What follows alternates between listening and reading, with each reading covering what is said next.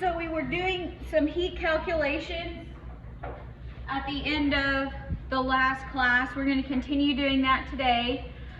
Let's take a brief period and fill in a few more blanks, and then we'll work some more problems. Again, most of this math is stuff that y'all probably are okay with. It's algebra based. You do have to keep track of negative signs and units though, so just be careful when you're going through those. So thermal energy transfer, this is referring to heat and how heat moves. If you put a warm metal like a penny or whatever in cold water, heat always goes from the metal to the water. In this case, let's practice. What is the system here? The metal, yes, so the metal is the system, which makes the water what? If it's not the system, it's the surroundings, yes. All right, so heat goes out of the system into the surroundings. So how would we depict that, positive or negative sign? Negative sign. Heat is leaving the system. That is negative. Good. So heat's going to go from the metal to the water until they are the same temperature. And we call that thermal equilibrium. And so the way that we're going to depict this, and this is very important, where you need to be able to define what's the system and what is the surroundings. So we say heat from the system is the negative heat from the surroundings. So in this case, and again, which side you put your negative on doesn't really matter. As we go through these problems, just know that one is negative. So this says heat that is gained by the system is lost from the surroundings, or you can say negative Q system equals Q surroundings. Heat lost from the system is gained by surroundings. They mean the same thing. So it's the same amount of heat. One gains heat, one loses heat, but it's the same amount. So in this example, we know that the heat from the metal, in this example, is the same but opposite amount of heat from the water. So you have to know what's the system, you have to know what's the surroundings. So we can use this and we can set up our equation as an equal equation. So we can say for the metal, that's mass, so M of the metal, times specific heat of the metal, times delta T of the metal, equals the same thing but opposite of the water. So that would be negative mass water times specific heat of water times delta T of the water. So this is not particularly hard. You just have to work your way and wrap your mind around these problems. If you do not like word problems, you either need to learn to like them or you need to learn how to figure them out, because they're not going away. They're only getting worse. So here we're going to actually have a metal and we're going to have water. So we've got 32.5 cube of aluminum that is initially, so that's T initial, 45.8 degrees Celsius, is submerged So we're dropping it into 105.5 grams of water, and its initial temperature is 15.4 degrees Celsius. What's the final temperature of both substances when they reach equilibrium, and it gives us specific heat. So we're going to use this here. So this puts metal on the left. So I like to see here, all right, look at the initial temperature, so it wants to know what is final temperature. Which one is hotter? The aluminum or the water? The aluminum. All right, so is it going to gain heat or lose heat? Lose heat. So I like to set this up with whether they're going to gain heat or lose heat. So I say that the metal is going to be losing heat and the water is going to be gaining heat. Maybe you like that, maybe you don't. You're going to get the same answer no matter which side you put the negative on. It just makes more sense to me to do it that way. Now you have to remember to keep your negative there. All right, so that's our equals. Lost by the metal is going to be gained by the water. So here we're going to have mass, specific heat, delta T, and this is going to be our aluminum side, and this is going to be our water side, and that one's negative, equals mass, specific heat, delta T on the water side. Is everybody with me so far?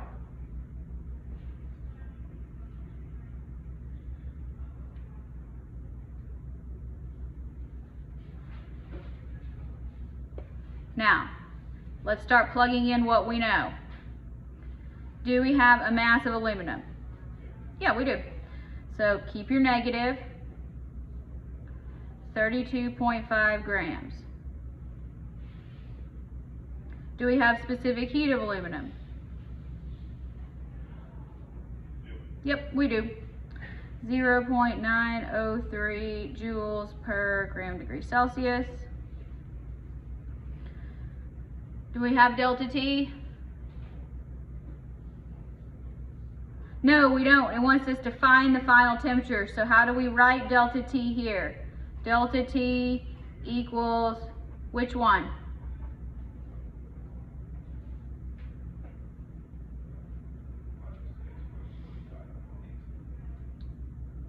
If we're just going to write a generic thing for delta T. Final minus initial. There we go. All right. Very good. So we don't have final temperature. We do have an initial temperature, 45.8 degrees Celsius. All this comes directly from the problem. Equals, now let's plug and chug on the other side. Mass of water, 105.5 grams.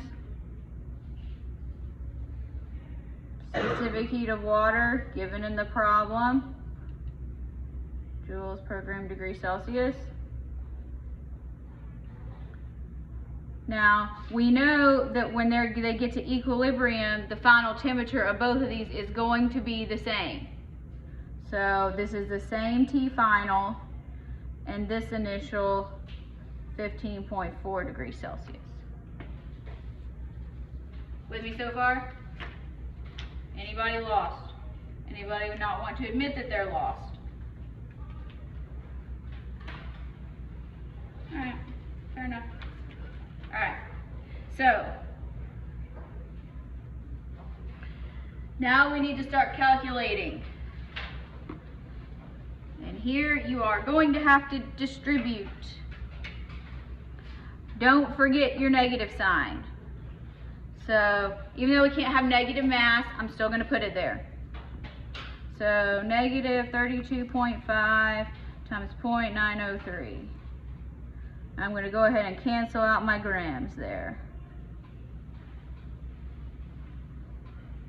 So that's negative 29.35, and I have joules per degree Celsius as my units that are left on that. T final, carry the rest on down. This is just algebra.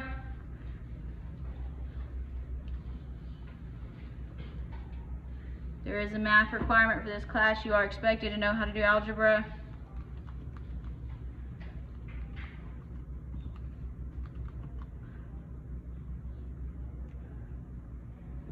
I'm going to go with 441, and that's joules per degree Celsius.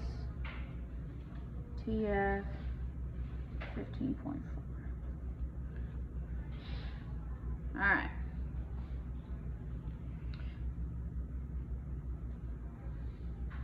Now, there's a couple of ways we can proceed from here. Who wants to distribute? Who wants to just divide?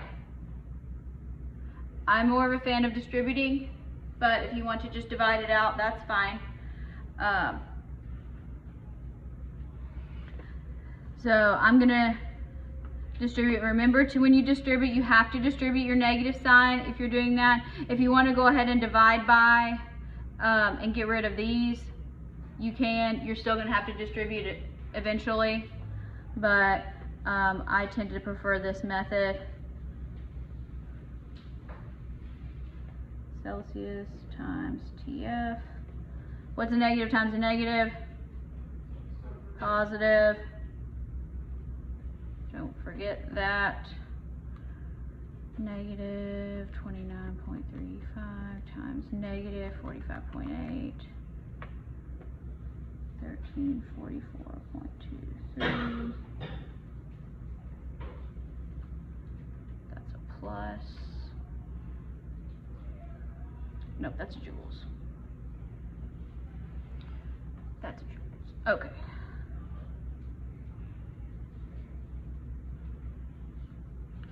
Now over here, 441 joules per degree Celsius times TF minus 441 times 15.4. 6791.4. That's just going to be joules. All right, what should we do next?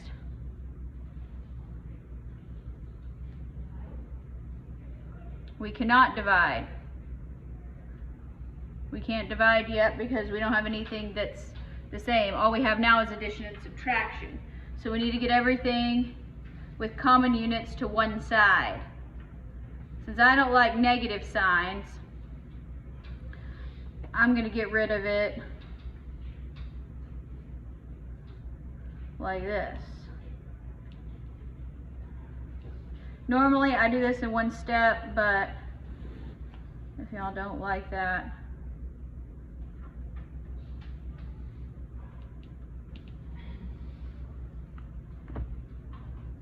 $441 plus 29.35, 441.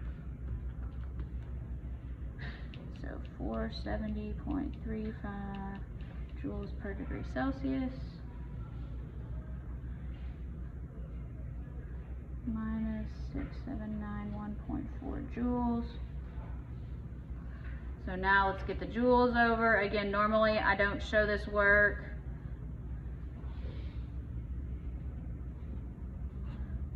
This is why it helps you keep track of your units, because it helps you keep track of your math.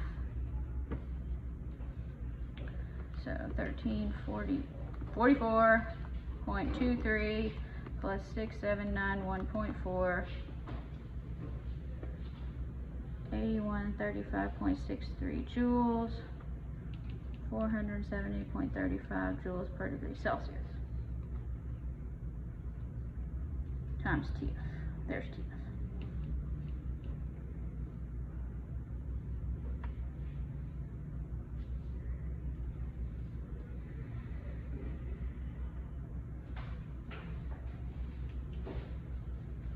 Now we can divide.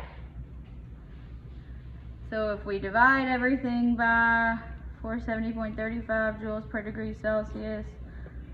470.35 joules per degree Celsius. Look, the joules go away. We get a degree Celsius as the final temperature. This is one of the reasons that I hate thermo.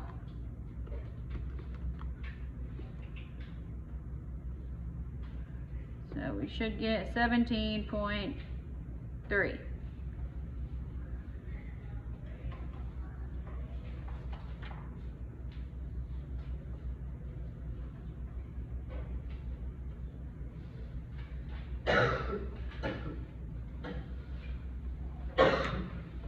This is the hardest one of these types of problems when you have to calculate TF, which means you should know how to do it. If you set it up right, the rest is just algebra. This is the key step right here. This is where the chemistry is. The rest of this is just math.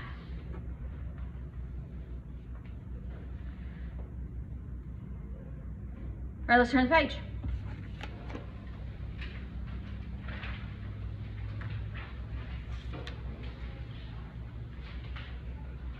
So here, again, we're going to be using the same thing where it's going to ask us to find different things. If you set the problem up correctly, the rest is just math. Here we have silver. Silver's a metal. It's initially 58.5. Submerged into water, which is initially at 24.8. It's an insulated container. Final temperature at equilibrium, 26.2. What is the mass of the silver block? All right, so the question is asking us to find mass of silver. All right, what's the system here?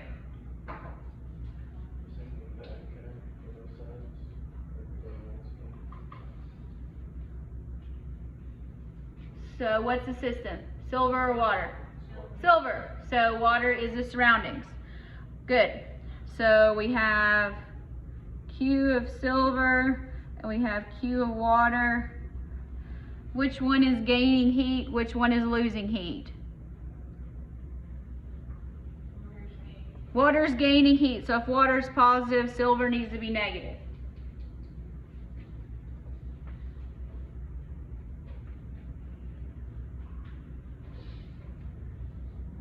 So now we can use our MC delta T here. So we know that negative mass of silver, I'm going to put Ag there. Specific heat, delta T, mass water, specific heat, delta T. The rest plug in from the problem. All right, what's our mass of silver? We don't know, that's what we're solving for. Very good. Specific heat of silver is 0.235 joules per gram degree Celsius. Delta T is T final. What's T final here? 26.2. What's T initial? 58.5. Yes, we're going to have a negative. You can do that. Be careful. Always make sure T final minus T initial. That says this is losing heat. That negative sign is going to take care of that. Mass of water, 100 grams. Specific heat of water, 4.18 joules per gram degree Celsius. What's T final? Still 26.2, yes. And this one's starting at 24.8.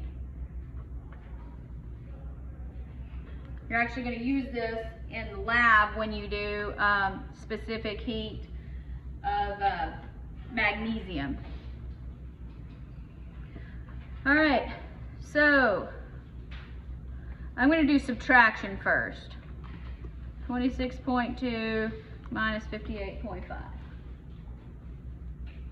So negative 0.235 joules per gram degree Celsius times mass of silver times negative 32.3 degrees Celsius equals 418 joules per degree Celsius times 26.2 minus 24.8, which is 1.4.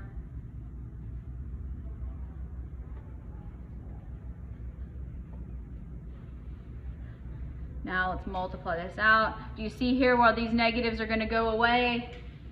Yes. That's what I like. But I'm going to multiply this side first because it's easier. Times 418. 585.2 joules.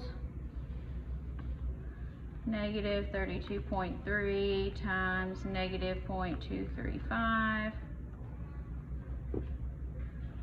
7.59 joules per gram times mass of silver.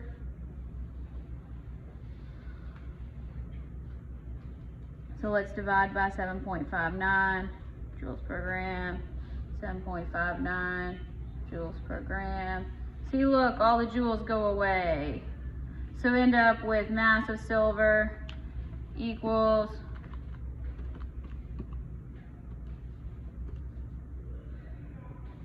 how much?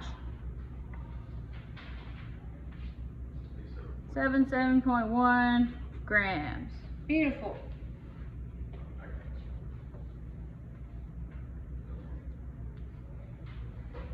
If you keep track of your units,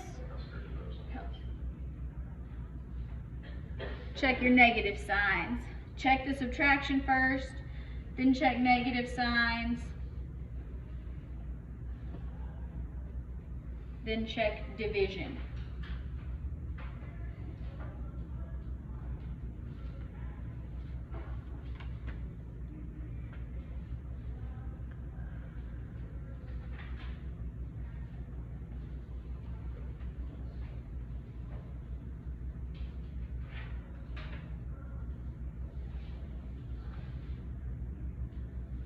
Yes, no, maybe?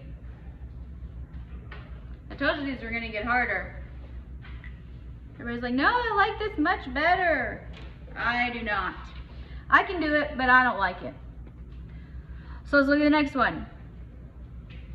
6.88 gram piece of copper heated from 20 degrees to 125 degrees. Then we're going to submerge it in 45 mils of water. The water is initially at 18.3 degrees Celsius. What is the final temperature of the water? Specific heat of copper is given. Specific heat of water is in the problem above it. This does not give you, but the density of water, 1.00 grams per milliliter. Are we going to actually need the density in this problem? Only briefly, because see, it tells you there's 45 mils of water, and you actually need the mass of water. So if you use your density, you say, oh, well, 45 milliliters is 45 grams when you're talking about water. But, all right, so we know here, this wants to know final temperature of the water. Now these are going to get to thermal equilibrium, so the final temperature of the water is also the final temperature of the copper. Be careful, they give you unnecessary information here. So once again, our metal is going to be losing heat. Our water is going to be gaining heat. And we have to solve for final temperature again. All right, so let's start. Negative. What's the mass of copper? 6.88. 6.88 grams. Specific heat of copper, 0.385 joules per gram degree Celsius. What's the final temperature of the copper? We don't know. We gotta figure it out. What's the initial temperature of the copper? No. 125. Because it's heated from 20 to 125, so that's the initial temperature. Then we're gonna dunk it in water and cool it off. Again, you have to be able to work a word problem. All right, do the same thing with water. How much water do we have? 45 grams, very good. Specific heat of water, 4.18 joules per gram degree Celsius. Final temperature, we don't know. What's our initial temperature of the water? 18.3. All right, good. Now, let's start doing some math. I'm gonna multiply these first and then I'll distribute. Get in the habit, pick a way where you're gonna work these problems the same way every time. You're less likely to make errors that way.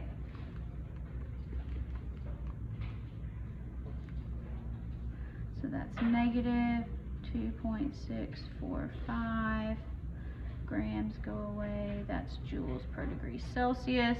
It's okay to talk to yourself because I have to talk my way through these problems.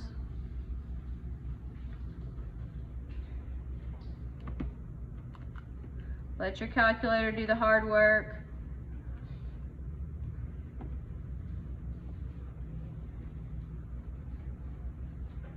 Joules per degree Celsius. TF minus 18.3.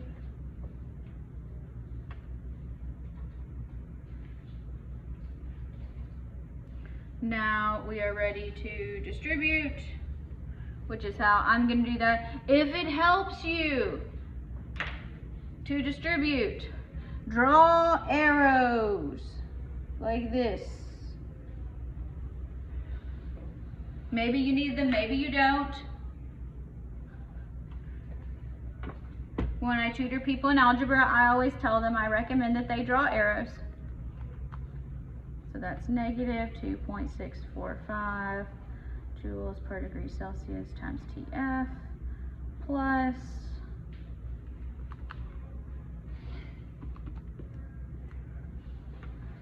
330.6 joules, because degree Celsius is going to go away. On this side, 188.1 joules per degree Celsius times TF minus 188.1 times 18.3. Again, depending on how you round, you may have slightly different numbers, and that's fine. It's going to work out the same way.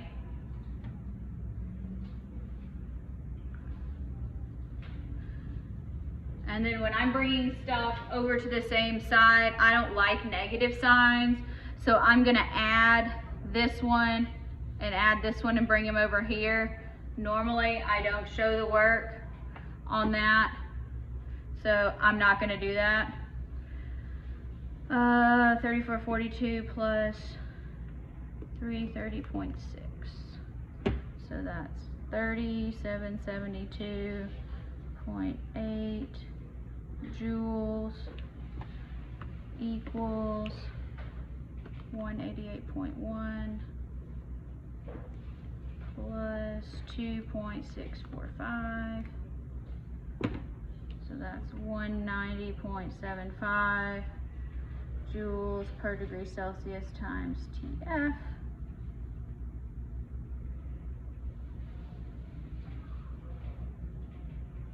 Yeah, this is just algebra. It's nasty algebra, but it is algebra.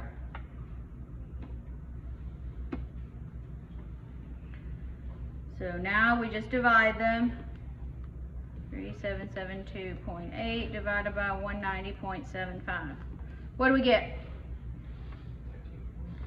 Yes, so joules are going to go away. TF should be somewhere around 19.78. You may get 7.7, you may get 7.9, you may get 0.8. A lot of that just depends on how you round. You need to know how to do this, at least for the test.